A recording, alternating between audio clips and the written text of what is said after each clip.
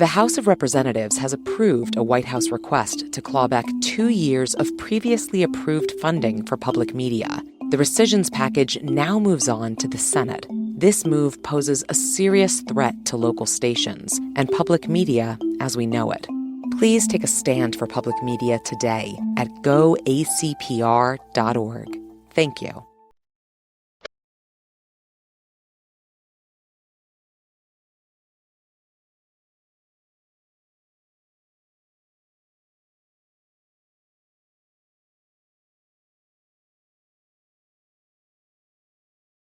Hello and welcome to Car Talk from National Public Radio with us, Click and Clack, the Tappet Brothers. And we're broadcasting this week from the No Idle Threats division here at Car Talk Plaza.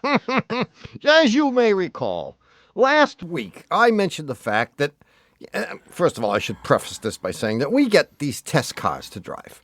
And I've been waiting all summer for the new Jaguar XK8 convertible. And I keep hearing through the grapevine, which is Bugsy Lawler, that it's coming. Any day you'll have it. You'll have it in June. You'll have it in July. You'll have it in August. It's September. It's October. Where is it? We don't have it. I don't know anything. Yeah. I know nothing. I really don't. Why are you looking at me like that? Well, we happen to know where Jaguar Cars of America is. It's in Mahwah, New Jersey. And we happen to know the guy in charge of that little operation is a guy named Mike Dale.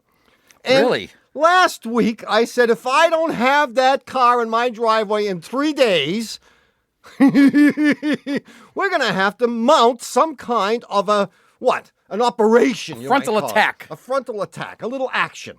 We need now to enlist the help of all our 6 listeners out there to help Tommy get the XK8 convertible. Well, what about Tommy's little brother? I'll let you see it.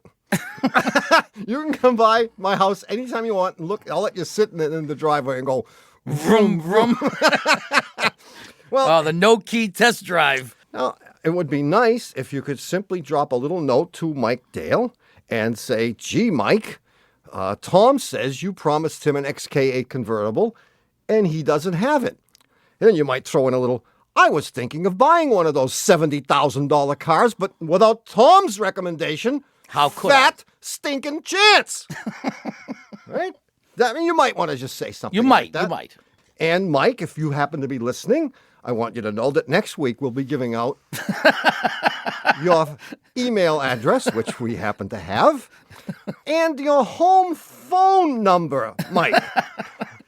Then demonstrations in front of Mahwah 555. Oh, we'll be taking the buses down? We're going to send the buses down. Willie Nelson's coming with us. He'll go for anything. He doesn't care. A million more on March. On Mahwah. The million more on March on Mahwah. Yeah, that's it. We're going to go to jail for a car. I mean, is it worth it? I don't know. We'll find out. Geez. We don't even know if it's worth it. It might be a piece of junk for all we know. Well, and we're going to have to tell everyone that it is a piece of junk because we haven't driven it. But if you want to call us about anything else. Or if you missed Mike Dale's number, call us at 1-800-332-9287. Hello, you're on Car Talk. I love making trouble. Oh, jeez. Hello. Hi, this is Christine from Amherst. Hi, Christine. Christine Hi. with a CH? Yep, with a CH. Christine with a CH, not K. Okay. Or Q. I like Kristeen. I like that spelling. That's good, yeah. Well, that's the Neo-Norwegian spelling. So what's up, Christine? Are you a student or a professor or anything like that? I'm a grad student. Grad student. In what department? Hotel restaurant management. Oh, cool. Yeah. What's the nature of your call? Well, I have an 87 Mazda 626 turbo, and whenever I turn on the heat, it smells like maple syrup. And it's a little embarrassing. Jeez, I never heard it described as maple syrup. Oh yeah. It is. Yeah. It is rather maple syrupy in aroma. Yeah. On good days, it smells like maple syrup. Yeah, On bad it's a little days, sweeter than maple syrup as a smell. I would have said, and I got a bigger nose than you. I guarantee you that. That's for sure. Yeah. What's happening is antifreeze, which smells like maple syrup, is getting out of its cage. See, we have to keep antifreeze caged. Okay. So we keep it in a place that it can't escape from. except that sometimes it escapes because little holes occur. Huh. And in your case, it's occurring in the heater. Okay. And that's bad. That's real bad. It is. Yeah, well, it's How long has it been happening? At least a couple of years. A couple of years. Well, I put it You're right off on for a top of things, huh? Well, she's a student. She's a student, yeah. And you've been replenishing the antifreeze, obviously. Yep. Because you realize that that's what's leaking out. And you knew even before you called us that the sweet smell was probably the antifreeze that you've been losing all these years. Okay, well, you're giving me a little more credit, but sure. Yeah. Yeah. Oh, you thought the two things were unrelated. Yeah. Well, it's good that you've been replacing it because I was going to say that in 2 years you got to be out of antifreeze by now, but you've been replacing it, so that's good. Okay. And if you don't mind the smell and you don't mind keeping up with the filling up of the antifreeze, forget it. I hate to rain on my brother's parade, Yeah. but I think the antifreeze is poisonous. And I don't think. I know it's poisonous, and I don't think it's a good idea to be. It may make you. Have your grades been dropping? It may make you immune to it now that I think of it. Ah. You know, like the ancient kings used to take a little bit of poison, a little bit of arsenic every day, so that when their subjects gave them the lethal dose, they'd say, "Ha!" And it didn't work. So it may be that you're building up some kind of an immunity to this poison, but it's unlikely. Okay. But it's more likely that you are probably being poisoned little by little and losing maybe hundreds of millions of brain cells a day as a result of this. Yeah. Well, that And could pretty explain why I'm soon, still in school. pretty soon you'll have to be an art history. You'll have to be an art history major.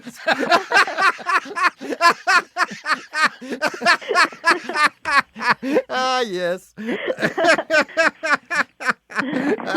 Right. Have you considered paleontology? Well, anyway, I would. No, this is not good. You can try a stop leak compound, but my guess is you're going to need a new heater core, which is going to be a few $100. Okay. And you need to have that replaced, and I would probably do it You would? because otherwise, Yeah, it's not good to have that leaking Right. in your brain. and you cells. won't have much of a career in hotel motel management if you have the drool, because that's what happens when you. Yeah, I mean, when you come up and say, "Hi, my name is Christine. I'll be your maitre d' for tonight." Hi. That doesn't work. So get it fixed before you start getting the drool. Okay. See you, Christine. Thank you. Bye. 1-800-332-9287. Hello, you're on Car Talk. Hi, this is Jim Brown calling from Buffalo. Jim Brown. What's up? Well, I need some sound advice. On a stereo? No, not quite sound Oh, incoming. not that kind of sound advice. A little bit. Oh. I'm restoring and modifying a 1977 Toyota Land Cruiser. It's got a 6-cylinder engine in it, and I'm pretty close to done. Yeah. I was admiring my work with my wife, Martha, and I said, the body's done, the engine's done, the brakes are done. Now I have to make it sound right. Ah. She gave me a dope slap and said, sound right is sound quiet. And I said, no, sound right is sound like a 56 Chevy Nomad. Well, maybe not. Not like a Harley. A 56 Chevy Nomad was pretty quiet, actually. Well, Except when the teenagers got a hold of them Yeah. and Right. removed the exhaust systems. my question is, what is the essence of a good sound? Why do men turn their head when one of these go by, and another car will sound like it needs a new muffler?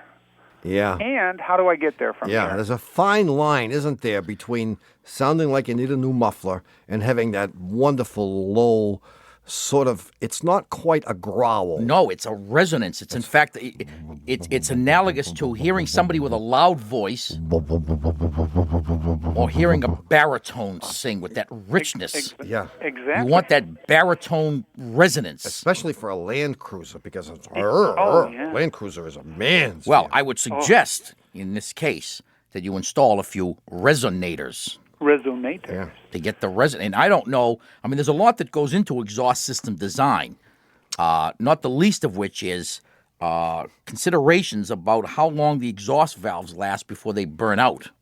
Yeah. Are you aware of that? Yeah, back pressure is a bad idea at this Well, point. too much back pressure is no good because it diminishes power. Too little back pressure is no good. causes the exhaust gas to escape too quickly and thus burns up the valves. Yeah, and I have to say that this is an art, and it's even completely lost on this modern generation. You must be at least 40, Jim. Got it. Yeah, because anyone under 40 has no appreciation for this at all. No, Jim's over 40. Oh, yeah. way over. Jim's close to 60. You know why? He'd never have enough time to do this restoration if he weren't a geezer. Or money. Yeah, so you're close to being a geezer. He's a geezer. You probably only have a few good years left. I would do anything you want. Yeah, forget about the valves. You go for the sound. Straight pipe. And I think you're going to have to experiment. I mean, I really don't know what to tell you. Yeah, it's a tuning thing. Yeah, isn't it is a tuning Oh, it thing. really is. I know nothing about it. I mean, you know how I would go about it? I would put in the standard exhaust system. It's not cutting pieces off. And then I would get an electric drill. And I would start drilling drilling holes. And I'll drive through a crowd of guys and see how many heads Exactly. turn. See how it sounds? I think this is going to be an 8-holer. Good. Well, if you look in the 4-wheel drive magazines, there are all kinds of ads for free flow exhaust systems and all that stuff. You may have to spend a few $1,000 and buy some stuff and try it out. I was thinking of doing it himself, though. I mean, Well, he's going to do it himself. Buy anything. He's going to buy. No, he's got to buy mufflers and pipes and whatever. Yeah. You're not going to don't drill any holes. I mean, you weren't taking my brother seriously. No. No. Oh, you weren't. No, you've got to buy some of these aftermarket systems, and I'm sure you'll find something that you can adapt to this thing. Very cool. Good I'll luck, call you Jim. up one day. All right. It's a heck of a good question, Jim. Enjoy your Land Cruiser. I will. And your 77. retirement. And your retirement, right. Thanks, guys. Bye-bye. Say hello to your mom for me. All right. Okay. Will do. Bye-bye. Bye-bye. All right. Guess what? The puzzler answer and more calls are coming up right after this. This message comes from Wise, the app for doing things in other currencies. With Wise, you can send, spend, or receive money across borders, all at a fair exchange rate. No markups or hidden fees. Join millions of customers and visit wise.com. T's and C's apply. This message comes from Scholastic, presenting the new novel Snoop, written by the #1 New York Times bestselling author of Restart, Gordon Corman. Snoop is the gripping story of one boy's curiosity that threatens to reveal a town's deepest secrets. This book is available now wherever books are sold. Snoop, written by Gordon Corman. On the plus side, you get sponsor-free listening to over 25 NPR podcasts. On the minus side, you get fewer chances to tap fast forward on your podcast player. On the plus side, you get to support something you care about. On the minus side, you like challenges and think this makes it too easy. So why don't you join us on the plus side of things with NPR Plus? Learn more and sign up at plus.npr.org. You're listening to NPR because you're curious. You want to know what the world is like beyond the surface. NPR feeds that curiosity with stories from real people with real experiences and all the perspectives that come with them. It's our right to be curious and our prerogative to listen. So keep your curiosity alive. Hear the bigger picture every day on NPR. Hey, guess what it's time for? The puzzler answer. Guy loses his brakes. Doesn't know what the heck is wrong. He pulls in, and Manny says, I fixed it. I put a fuse in, and it's all set. You're brilliant. You are. You're brilliant and a weak late. But not Hey, bad. It's not bad. Not bad. Better Okay. late than never. That's true. Yeah. Okay. Anyway, this was sent to us via cartalk.msn.com from a listener, Adrian Lowe, or Adrienne. Adrienne. Adrienne. I don't remember the spelling, but if it's Adrienne, it's certainly a woman. Yeah. Here it is. I didn't change much. I remember that. The beautiful young princess had a dilemma. She was in love. Now, you think I didn't remember this? I knew you remembered it. Of course I did. She was in love with Igor, a blacksmith's son and a hunchback. But she wanted to marry him anyway. However, she knew that her father, the king, would not approve. Moreover, if the king knew of their love, he would surely have the young man executed, wouldn't he? Yeah. They devise a plan. They will elope. Aha, pretty good, huh? Yeah. Old plan, but sometimes works. Yeah. Sadly, their plan is foiled, and they are stopped at the castle gate by the guards, who spotted Igor's hump. And they are brought before the king. Yeah. Now, the king was indeed furious, but he decided to offer Igor a sporting chance. Yeah. Just to make it look good, it turns out. He said he would take 2 pieces of paper and write the word princess on one piece and death on the other. And the young lad could decide his own fate by selecting one of the slips of paper from a jar. Yeah. The 2 slips of paper are crumpled up and thrown into an olive jar, and young Igor has his fate in his own hands. If he picks princess, he gets the princess. Death, he gets the dart. However, he knows that the king is sneaky, and the king writes death on both pieces of paper. But despite this, Igor manages to win the princess's hand. How does he manage this? Wow. This is good. Historic, folkloric, and it's crummy. And it can't be all bad. Any story with a hump in it is good. He reaches into the jar. Yeah. He pulls out a crumpled piece of paper. Yeah. He uncrumples it. Yeah. And he reads on it, death. Oh. A big smile comes across his face. Guy's a quick thinker. He immediately stuffs the piece of paper in his mouth, chews it, and swallows it. Right. Dances around the room and says, "Oh my God, I can't believe my good fortune." Yeah. And everyone says, "What did it say?" He says, "Ask the king what it says on his slip of paper, and you'll know what mine said." The king, not wanting to be, revealed as a duplicit, sneaking liar that he is, has to show the piece of paper. Throws the paper in his mouth and swallows it. Wasn't thinking quickly enough to do it. Shows his piece of paper that says death. Dodge so dart. The other one must have said the princess.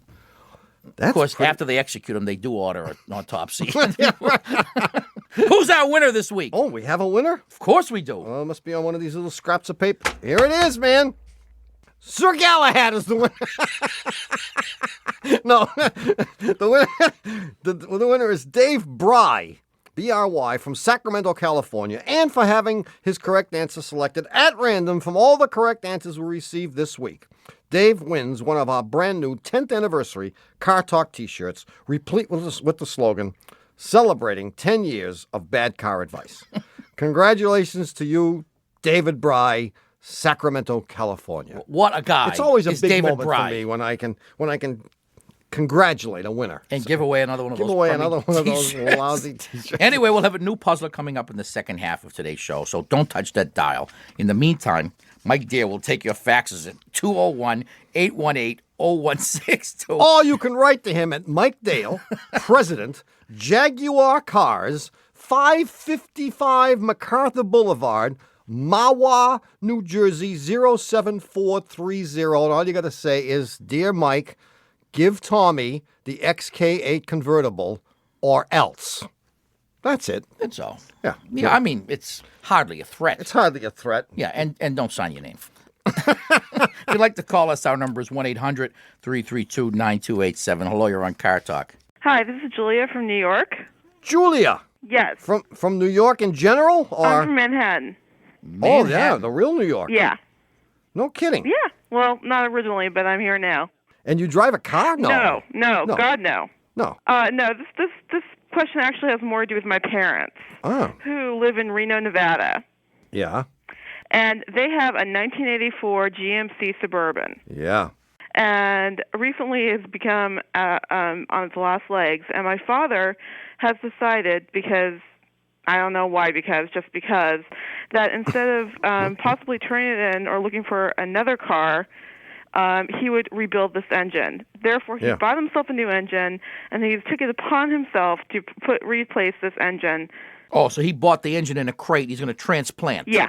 He's going to do this himself? He's doing it with a friend, some friends. How old is Dad? Dad, damn, if I told Dad's age on the news, on the radio, he'll kill me. Well, do it in scientific notation. Give us a... Is it like 0.65 times 10 to the second? Is he retired? No. He's not? No. Is he over 50? Yes. Is he over 70? No. No, that's fine. That's close enough. Okay. He's nuts. Well, see, I know that, and you know that. Yeah, no, and actually, I don't think I don't think he's nuts. I think this is a perfectly reasonable thing to do. Well, here's the thing. He's been working on it. He's worked on it for a couple weekends now. I mean, that's all? Well, let me back up. Yeah. He had the engine sitting in their warehouse. They own their own store, and it was sitting there for a very long time. Yeah. And he finally got around to starting doing it, and he's having problems. And I'm very worried about what this is going to do to my parents' marriage. Oh. No, I think you're all wrong here, Julia. Okay, why? because there is nothing that your mother would like more than to get your father out of the house.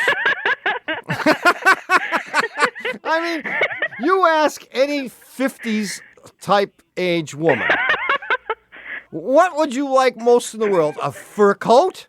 A Lincoln Continental? A Mercedes? Or get your husband out of the house?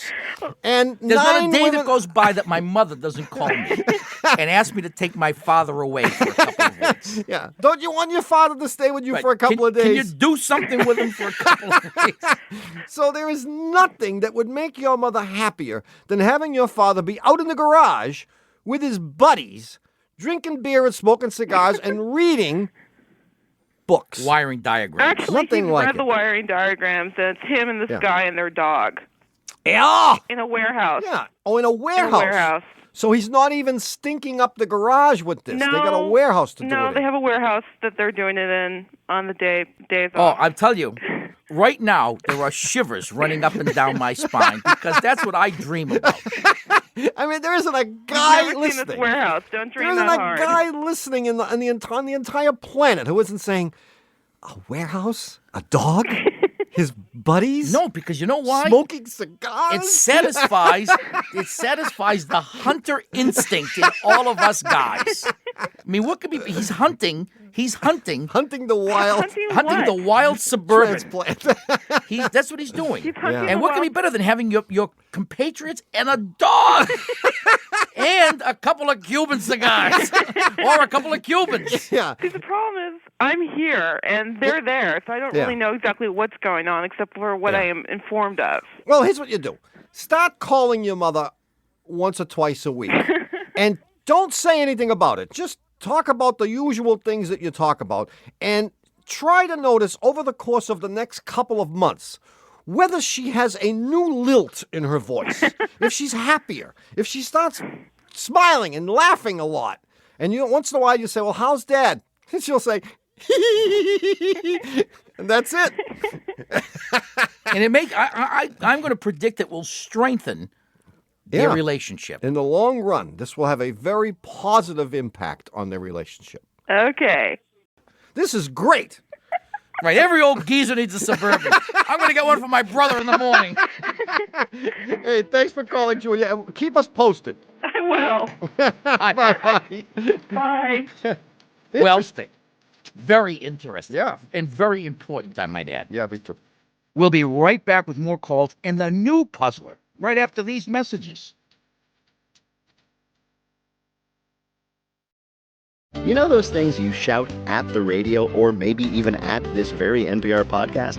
On NPR's Wait, Wait, Don't Tell Me, we actually say those things on the radio and on the podcast. We're rude across all media. We think the news can take it. Listen to NPR's Wait, Wait, Don't Tell Me wherever you get your podcasts. On NPR's Throughline. School teachers are going to be the ones that rebuild our society in a way that is more cohesive. Basically, where soldiers set down their arms, school teachers need to pick up their books. How the U.S. Department of Education tried to fix a divided nation. Listen to Throughline wherever you get your podcasts. Pop Culture Happy Hour, NPR's easy breezy, laid back pop culture podcast, has brought you the best in culture for the past 15 years. That means we spent the last 15 years talking about what exactly? Bad reality TV, actually good Marvel movies, Actually awful Marvel movies. reboots, pop music, Prestige dramas. Netflix slop. That's 15 years of buzzy pop culture chit chat, and here's to many more with you along for the ride. Listen to Pop Culture Happy Hour on the NPR app or wherever you get your podcasts.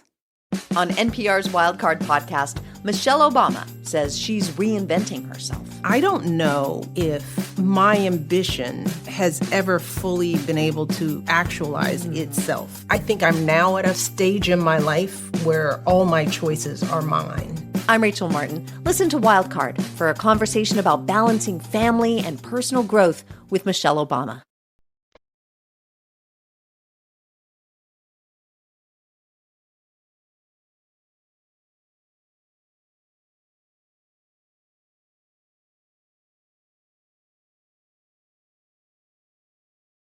Ha! We're back. It just seemed like an hour. It was only half an hour.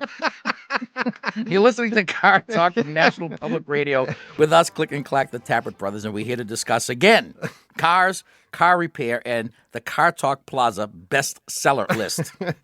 Now, as usual, I don't know who this is from, but here it is. The world's shortest books, like Al Gore, The Wild Years. Amelia Earhart's Guide to the Pacific. America's Most Popular Lawyers. How about The Engineer's Guide to Fashion? Different Ways to Spell Bob. How about Detroit, a Travel Guide? And my favorite, Career Opportunities for History Majors. And there are others, but I like Al Gore, The Wild Years. All right, no more fooling around. No more fooling. Let's get down to business. Let's answer some questions here. Well, before we answer questions, it's time for the new puzzler. And, yes. and I like I said, I have here words. A packet which contains a plethora of pathetic puzzlers. Isn't it sad? I mean, I have to say that you have a modicum of mediocre. The biggest pile of stuff there. I mean, this is nothing. My brother has, I would guess, 1,000 pages of puzzlers that people have sent. Every week, I throw away 1,000 of these that I've read. Yeah. Shay and Catherine give me another 1,500. I have called the contractors. I am building an addition on my house to house the puzzler room. The puzzler room, the puzzler wing. Yeah, it's good. But from among those, I have picked one this week, which I will. This is the least pathetic. Maybe not. Yeah. No, maybe the most. No, actually, it's pretty good. I had to change the names to protect the innocent, and I had to correct it because his answer was wrong. But that's okay. The spirit of the puzzler lives on. That's all. That's good. Da-da-da-da-da-da-da-da. Some years ago, this comes from Jim Werner from Barrington, Illinois. Some years ago, I was putting my 71 BMW 2002 through its paces.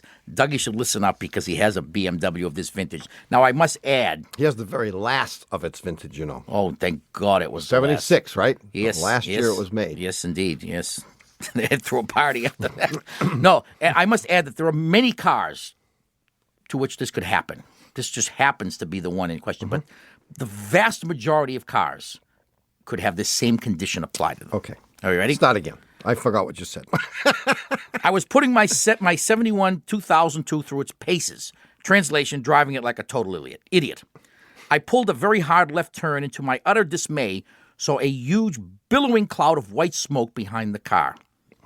After some time, in the pre-cell phone era, in a very rural location, I realized I had to get back to civilization somehow. So I gingerly started the car and listening for ruinous noises, heard none. I began driving home, and much to my amazement, the smoke cleared up. You listening? Yeah. The hints are all embedded. We know that. Deeply embedded. Yeah. I lost my place. Keep laughing. I'll find it. The smoke cleared up. Yeah. The smoke cleared up. The smoke cleared up. Over time, I was emboldened as the incident faded into oblivion. That is, until it happened again. The incident would repeat itself every so often, until I finally discovered its cause. Other than a few routine maintenance items, such as tune-ups, adjusting the valves in the carburetor, and tightening a ever-loosening fan belt and topping off the brake fluid at each oil change, I did nothing special to the car. The question is, what was causing the smoke? The hints are there. I like it. Pretty good, huh? It is good. It is pretty good. Okay. Now, if you think you know the answer, write to Jim Werner, because he's... If you think you know the answer, or just have nothing better to do this week, and I know there are a lot of you that have nothing better to do. Yeah. Send your answer to Puzzler Tower, Car Talk Plaza, Box 3500, Harvard Square, Cambridge. Our fair city. Ma 02238. Or if you prefer, you can email us your answer from our website, cartalk.msn.com. Just click on the Talk to Car Talk section. And if we choose your answer at random from among all the correct answers, you'll get a 10th anniversary Car Talk t-shirt that says, celebrating 10 years of bad car advice. If you'd like to call us, our number is 1-800-332-9287. Hello, you're on Car Talk. This is Mark from Exeter, New Hampshire. Hi, Mark. How are you? Exeter. Is that Mark with an R? Yes, and a C at the end. With a C? Yes. Are you a teacher at Exeter? No, I'm I mean, at the academy? No, I'm close, though. I'm a school bus driver here in town. Excellent. It's even better. Well, I have a bit of a problem, not really mechanical, but mechanic problem that I want to call you about. Oh. Now, I've got a lot of problems. The first one was that I'm upgrading from my very reliable 1972 Pontiac Le Mans, and I decided to go with a 1986 Peugeot 505 Turbo.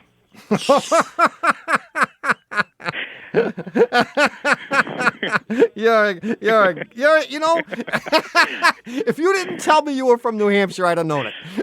Well, you know what, to make it worse, I used to live right down the road in Somerville, so I just moved up here a while ago.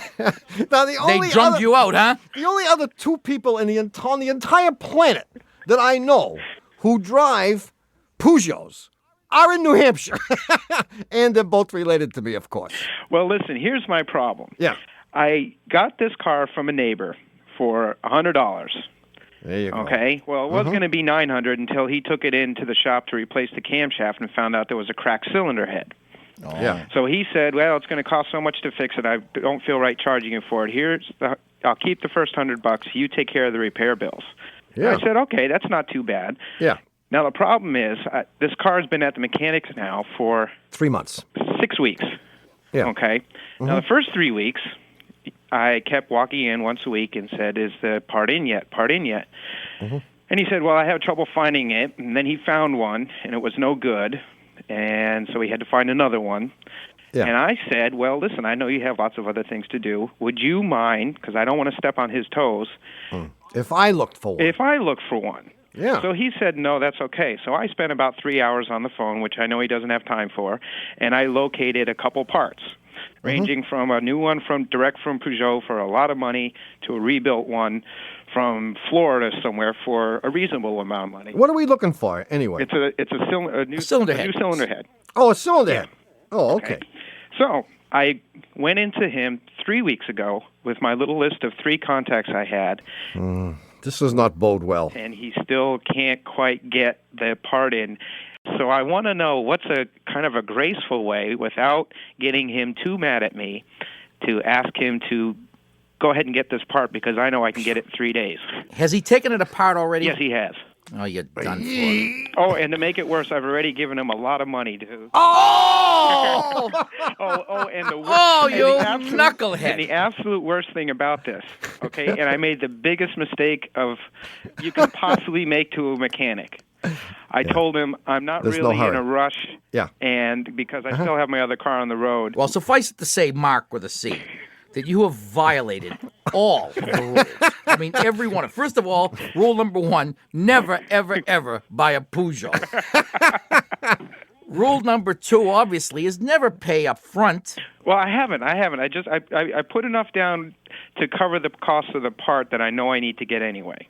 Yeah, but he didn't get it. He didn't get it because he spent that money on something else. See, he has no incentive at this point to finish the job because he's already been paid for it. Think about it. Well, not all of it. What's the hardest part of any job?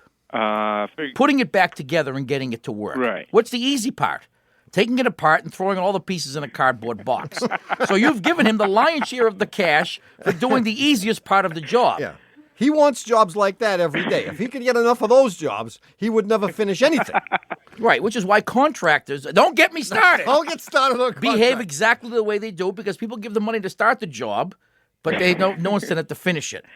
So how do I it's all water over the bridge, as we say. That's right. So I'm stuck now. I'm stuck with the you're car. stuck I'm stuck now. out the money. I think you buy the cylinder head.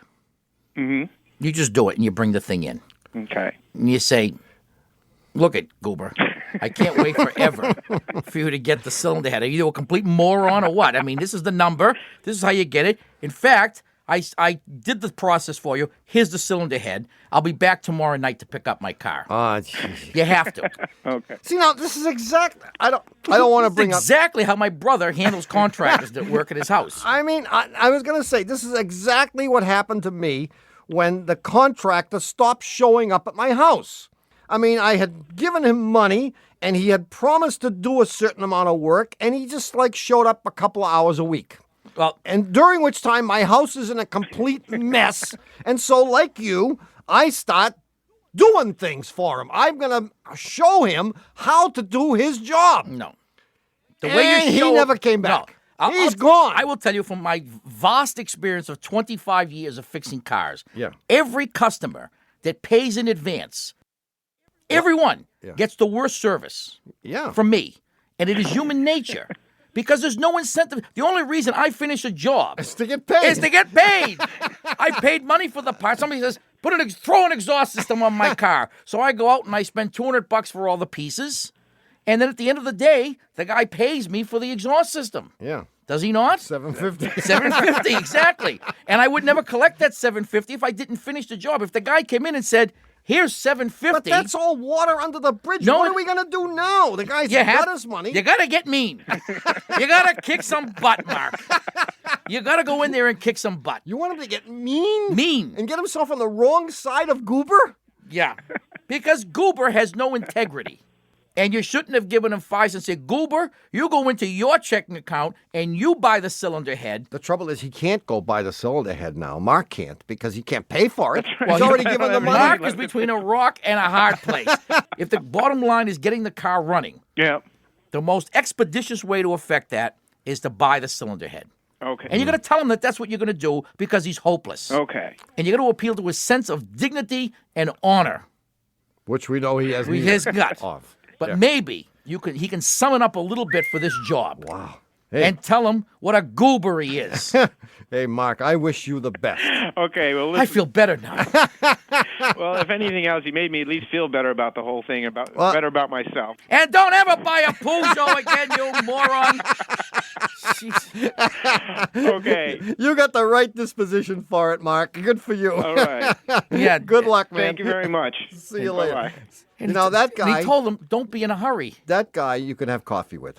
Mark's a great guy. Mark is a guy. And it's unfortunate. I'm going to go look for Mark It in is Exeter. axiomatic that the nicest people get taken advantage of. Oh, exactly. Because Goober said to him, gee, I'm going to need some money up front. And Mark, being the sweet guy, you could tell he was a sweet guy. How Said, much do you how need? much do you need? Right. And he gave it to him. And He you said, can tell I knew right off he was a sweet guy because he bought a Peugeot from somebody. I mean, how could you be a mean person and buy a used Peugeot? So he's a nice guy. He gets taken advantage of, and I think it is unconscionable of the mechanic that Goober hasn't fixed his car. I noticed how you empathized with the with mechanic right away. You knew well, I didn't what a moron he was. I didn't empathize. No, but you what's connected? The word? Connected, yeah. Well, I know. I mean, I just know it's human nature. Yeah. He's already been paid for the job. Why should he do it? As soon as I heard those numbers, 505 turbo. Boy, you knew it was a disaster. Well, you've wasted an otherwise perfectly good hour listening to Car Talk. Our esteemed producer is Doug, the subway fugitive, not a slave to fashion Berman. Our associate producer and Dean of the College of Automusicology is Ken Babyface Rogers. Our assistant producer is Crystal Ray. And our engineer is John Marsden. Our technical and spiritual advisor is Mr. John Lawler. Mr. John Lawler. Most of those people were real people, weren't they? Yes. I just wanted to make sure. So are these. Our public opinion pollster is Paul Murky of Murky Research, assisted by statistician Margin Overa. Our director of new product repair is Warren T. Myfoot. Our staff butler from the Car Talk Mumbai division is Mahatma Coat. From the New Delhi office, our blues coordinator is Mohammedan Ptolemy. Mohammedan told me. Oh, Our document security expert from the island of Jamaica is Euripides Upman, and our Italian governess is Donna De Evelern. Our evasive driving instructor is Vera Brupley. Our director of moral support is Hugh DeMann. The chairman of the Federal Lubrication Board is Alan Greasepan, and our Leo Tolstoy biographer is Warren Peace, author of Leo Tolstoy by Warren Peace. We got an email from a guy whose name is Warren Peace. We did. Hey, it happens.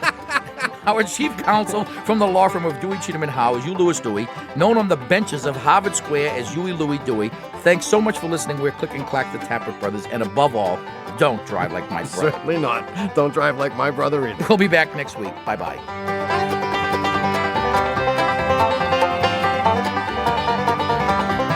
And now with an important announcement, here is Car Talk Plaza's chief mechanic, Vinny Gombaz. All right, now listen up. If you just want a copy of this here Car Talk show, which is number 39, here's what you got to do, all right? Okay, you're going to give the phone number now, Vinny, is that? No, I'm going to read the closing numbers on the Tokyo Stock Exchange, you moron.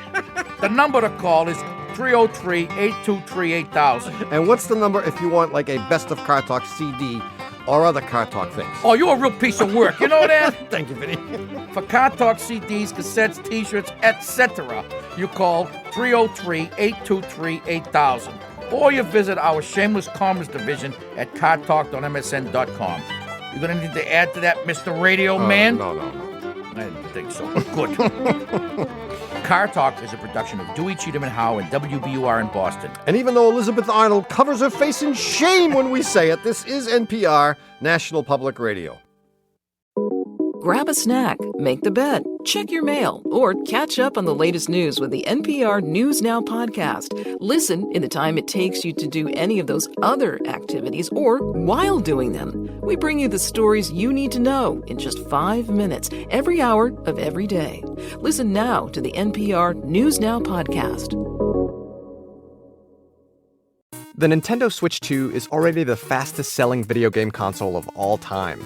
That's despite the technology behind it lagging years behind its competitors. Without saying it, Nintendo is selling a culture. On The Indicator, we unpack the unusual business strategy that transformed a tiny Japanese toy company into a global multimedia giant. Listen to The Indicator from Planet Money wherever you get your podcasts.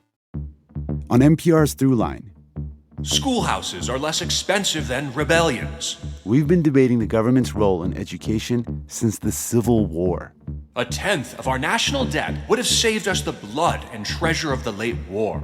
How the Department of Education tried to fix a divided nation. Listen to Throughline wherever you get your podcasts.